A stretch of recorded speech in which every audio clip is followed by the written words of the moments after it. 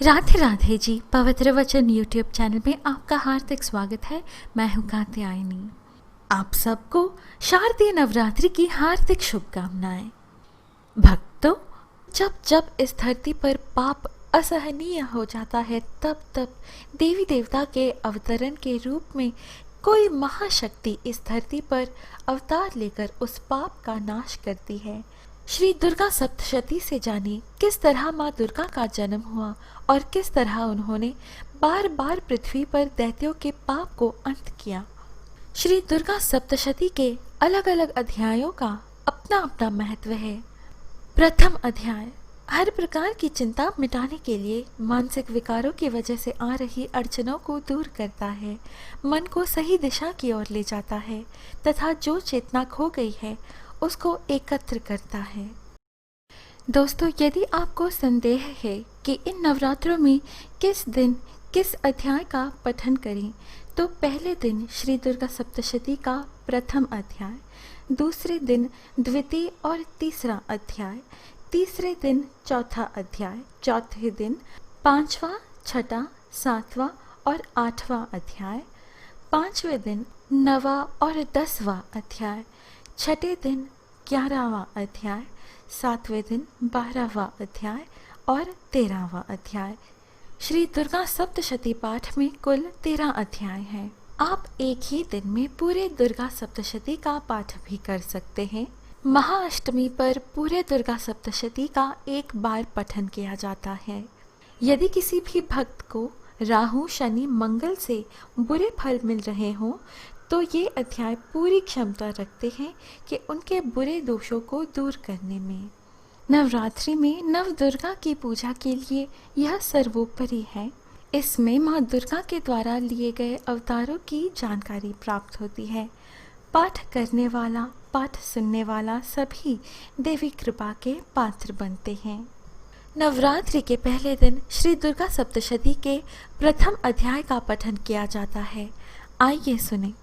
भक्तों, जय माता दी लिखकर कमेंट अवश्य करें और लाइक करना ना भूलें।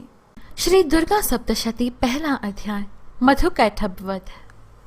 महर्षि मार्कंडेय बोले, सूर्य के पुत्र सावर्णी की उत्पत्ति की कथा विस्तार पूर्वक कहता हूँ, सुनो। सावर्णी महामाया की कृपा से जिस प्रकार मनवंतर के स्वामी हुए उसका भी हाल सुनो। पहले स्वारोचिष नामक राज्य था। वह प्रजा को अपने पुत्र के समान मानते थे, तो भी कोला विध्वंसी राजा उनके शत्रु बन गए। दुष्टों को दंड देने वाले राजा सुरथ की उनके साथ लड़ाई हुई। कोला विध्वंसियों के संख्या में कम होने पर भी राजा सुरथ युद्ध में उनसे हार गए। तब वह अपने नगर में आ गए। केवल अपने देश का राज्य ही उनके पास रह गया और वह उसी देश के राजा होकर राज्य करने लगे, किंतु उनके शत्रुओं ने उन पर वहां आक्रमण किया। राजा को बलहीन देखकर उसके दुष्ट मंत्रियों ने राजा की सेना और खजाना अपने अधिकार में कर लिया। राजा सुरथ अपने राजाधिकार को हार कर शिकार खेलने के बहाने घोड़े पर सवार होकर वहां से एक भयंकर वन की ओर चले गए। उस वन में उन्होंने महर्षि मेधा का आश्रम देखा। वहां मेधा महर्षि अपने शिष्यों तथा मुनियों से सुशोभित बैठे हुए थे और वहां कितने ही हिंसक जीव परम शांति भाव से रहते थे। राजा सुरथ ने महर्षि मेधा को प्रणाम किया और महर्षि ने भी उनका उचित सत्कार किया। राजा सुरथ महर्षि के आश्रम में कुछ समय तक ठहरे।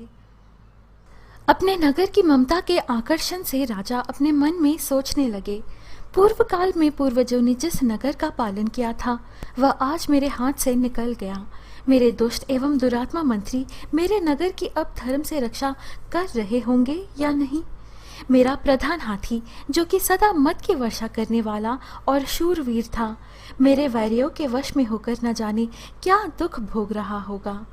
मेरे आज्ञाकारी नौकर, जो मेरे कृपा से धन और भोजन पाने से सदैव सुखी रहते थे और मेरे पीछे पीछे चलते थे, वे अब निश्चय ही दुष्ट राजाओं के अनुसरण करते होंगे तथा मेरे दुष्ट एवं दुरात्मा मंत्रियों द्वारा व्यर्थ ही धन को व्यय करने से संचित किया हुआ मेरा खजाना एक दिन अवश्य खाली हो जाएगा।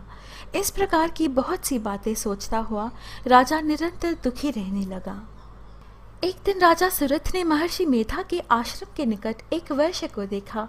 राजा ने उससे पूछा, भाई तुम कौन हो? यहाँ तुम्हारे आने का क्या कारण है? और तुम मुझे शोकग्रस्त अनमने से दिखाई देते हो, इसका क्या कारण है? राजा के यह नम्र वचन सुन वैश्य ने महाराज सुरथ को प्रणाम करके कहा, राजा, मेरा नाम समाधि है। मैं धनियों के कुल में उत्पन्न एक वैश्य हूँ। मेरे दुष्ट स्त्री पुत्रादिकों ने लोभ से मेरा सब धन छीन लिया है और मुझे घर से निकाल दिया है। मैं इस तरह से दुखी होकर इस वन में चला आया हूँ और यहाँ रहता हुआ मैं इस बात को भी नहीं जानता कि अब घर में इस समय सब कुशल हैं या नहीं। इसके पश्चात महाराज सुरथ और वह वैश्य दोनों महर्षि मेधा के समीप गए और राजा बोले, हे भगवान, मेरा मन अधीन नहीं है, इससे मैं बहुत दुखी हूँ और यह समाधि नामक वैश्य भी अपने घर से अपमानित होकर आया है। स्वजनों से त्यागा हुआ भी यह उनसे हार्दिक प्रेम रखता है। इस तरह हम दोनों ही दुखी हैं। अज्ञानी मनुष्यों की तरह हम दोनों में यह मूर्खता क्यों है?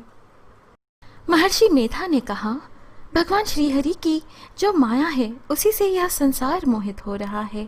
इसमें आश्चर्य की कोई बात नहीं, क्योंकि वह भगवान विष्णु की योग निद्रा है।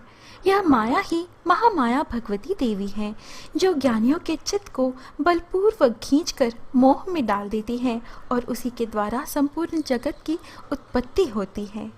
वह देवी तो नित्य स्वरूपा है, उनके द्वारा यह संसार रचा गया है। वह देवताओं का कार्य सिद्ध करने के लिए प्रकट होती है। उस समय वह उत्पन्न हुई कहलाती है।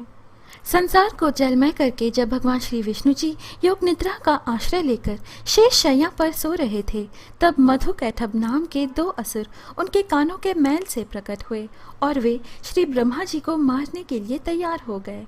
श्री ब्रह्मा जी ने जब उन दोनों को अपनी ओर आते देखा और यह भी देखा कि भगवान श्री विष्णु जी योग निद्रा का आश्रय लेकर सो रहे हैं, तो वह उस समय श्री भगवान को जगाने के लिए उनके नेत्रों में निवास करने वाली योग निद्रा की स्तुति करने लगे। श्री ब्रह्मा जी ने कहा, हे देवी, आप ही स्वाहा, आप ही स्वधा और आप ही वशटकार हो। स्वर भी आपका ही स्वरूप है। आप ही जीवन देने वाली सुधा हो। संध्या, सावित्री तथा परम जननी आप ही हो। आप इस विश्व को धारण करने वाली हो। आपने ही इस जगत की रचना की है और आप ही इस जगत का पालन करने वाली हैं। आप ही कल के अंत में सबको भक्षण करने वाली हो। आप खड्गधारिणी, शूलधारिणी, घोर रूपा तथा गदा, चक्र, शंख और धनुष को धारण करने वाली हो। बाण, भुशुंडी और परिघ यह भी आपके ही अस्त्र हैं। मुझे भगवान विष्णु जी तथा भगवान शंकर जी को शरीर धारण कराने वाली आप ही हो। आपकी स्तुति करने की शक्ति किसमें है देवी? हे देवी, आप तो अपने इन उदार प्रभावों के कारण ही प्रशंसनीय हो। मधु और कैटभ जो भयंकर असुर है, इन्हें मोह में डाल दो और श्री हरि भगवान विष्णु जी को भी जल्दी जगा दो और उनमें इनको मार डालने की बुद्धि भी उत्पन्न कर दो। जब श्री ब्रह्मा जी ने देवी जी से इस प्रकार स्तुति की, तो वे भगवान श्री विष्णु जी के नेत्र, मुख, नासिका, बाहु, हृदय और वक्ष स्थल से निकल ब्रह्मा जी के सामने खड़ी हो गई। उनका ऐसा करना था कि भगवान श्री हरि जी तुरंत जाग उठे और दोनों असुरों को देखा, जो कि अत्यंत बलवान तथा पराक्रमी थे और मारे क्रोध के जिनके नेत्र लाल हो रहे थे और जो ब्रह्मा जी का वध करने के लिए तैयार थे। तब क्रोध हो उन दोनों दुरात्मा असुरों के साथ भगवान श्री हरि जी ने पूरे 5000 वर्ष तक लड़ते रहे। एक तो वे अत्यंत बलवान तथा पराक्रमी थे, दूसरे देवी महामाया ने भी उन्हें मोह में डाल रखा था। अतः वे श्री भगवान से कहने लगे, हम दोनों तुम्हारी वीरता से अत्यंत प्रसन्न हैं, तुम हमसे कोई वर मांगो। भगवान श्री हरि जी ने कहा, यदि तुम मुझ पर प्रसन्न हो तो अब तुम मेरे हाथों से मर जाओ। बस इतना सा ही वर मैं तुमसे मांगता हूँ, यहाँ दूसरे वर से क्या प्रयोजन है। वे भगवान श्री हरि जी से कहने लगे, जहाँ पर जल ना हो, सूखी जमीन हो, उसी जगह हमारा वध कीजिए। तथास्तु कहकर भगवान श्री हरि जी ने उन दोनों को अपनी जांघ पर लिटाकर उन दोनों के सिर काट डाले। इस तरह से यह देवी श्री ब्रह्मा जी के स्तुति करने पर प्रकट हुई थी। तुमसे उनके प्रभाव का वर्णन करता हूँ, सो सुनो। कहने लगे महर्षि मेधा। इति श्री दुर्गा सप्तशती प्रथम अध्याय संपूर्ण। भक्तों, यह है आज की प्रस्तुति। नवरात्रों के पहले दिन दुर्गा सप्तशती का पहला अध्याय का पठन श्रवण किया जाता है। आशा है आपको हमारी यह प्रस्तुति अच्छी लगी। इन नवरात्रों में नव दुर्गा की कथाएं और दुर्गा सप्तशती के अन्य अध्याय पाने के लिए कृपया हमारे YouTube चैनल पवित्र वचन को सब्सक्राइब कर हमसे बने रहिएगा। अब अनुमति दीजिए, फिर मिलेंगे अगली वीडियो में। जय माता दी।